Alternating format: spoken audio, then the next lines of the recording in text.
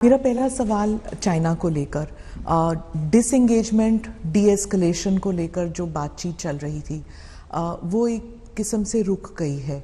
अगला डेट अभी तक अनाउंस नहीं हुआ, ऐसा क्यों हुआ है? ये बात सच है कि इंडो और चाइना के बीच जो स्टैंड ऑफ चल रहा था उसे दूर करने के लिए दोनों देशों के बीच बातचीत का दौर चल रहा था। मिलिट्री लेवल पर भी बातचीत हो रही थी और साथ ही साथ डिप्लोमेटिक लेवल पर भी बातचीत हो रही थी, लेकिन अभी तक कोई कामयाबी मिल नहीं पाई है। अगले राउंड की भी बैठक होगी क्योंकि हाल में ही अभी WMCC यानी डिप्लोमेटिक लेवल पर बातचीत दोनों देशों के बीच हुई है, लेकिन मिलिट्री लेवल पर बातचीत अगले राउंड में होने वाली है। वो कभी भी हो सकती है, लेकिन अभी तक कोई सार्थक परिणाम नहीं निकला है।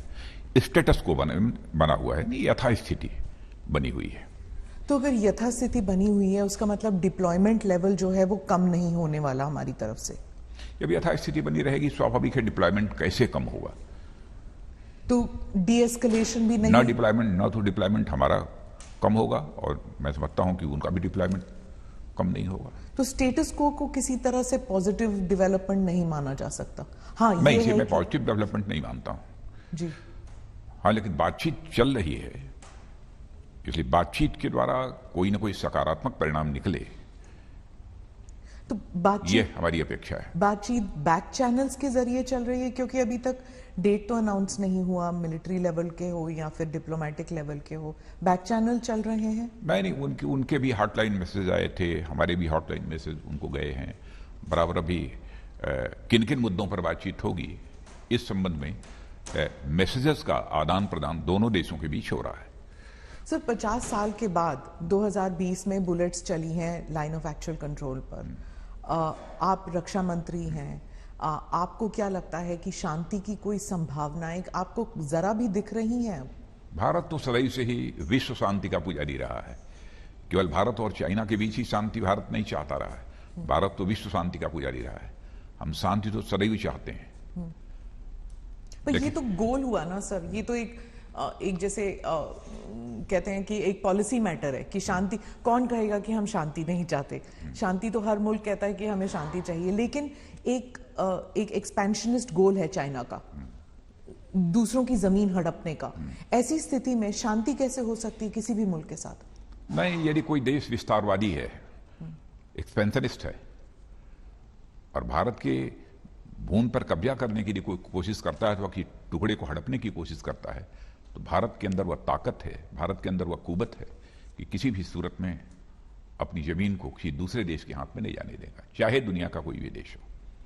सर, आप कहते हैं कि भारत में क्षमता है, ताकत है, लेकिन बहुत ऐसे डिफेंस एक्सपर्ट्स हैं हमारे मुल्क में और बाहर जो कहते हैं कि चाइना का मुकाबला हम बिल्कुल नहीं कर सकते, ना हमारे पास फाइनेंशियल कैपेबिलिटीज है, ना हमारे पास डिफेंस की कैपेसिटी है, हम तुलना भी नहीं कर सकते, लड़ाई करने की बात अलग है। अब ऐसे एक्सपर्ट्स के अपने अपने विचार हो सकते हैं, अपनी अपनी ओपिनियन उनकी हो सकती है, लेकिन इतनी बात मैं दावे के साथ कह सकता हूं कि हमारे भारत के सेना के जवानों ने जिस संयम, शौर्य और पराक्रम का परिचय दिया है, उससे हम भारतवासियों को अपनी सेना के ऊपर नाज है, फक्र है, यह मैं दावे के साथ कह सकता हूं। जी, पर ये सेना के बारे में नहीं है, ये कहना है कि मतलब उनका कहना है कि ये सेना की गलती नहीं है, ये हमारी लॉन्ग टर्म पॉलिसीज जो रही हैं, हमने कभी डिफेंस को एक ऑप्टिमम लेवल पे हम कभी नहीं ला पाए सालों साल, क्योंकि हमारे में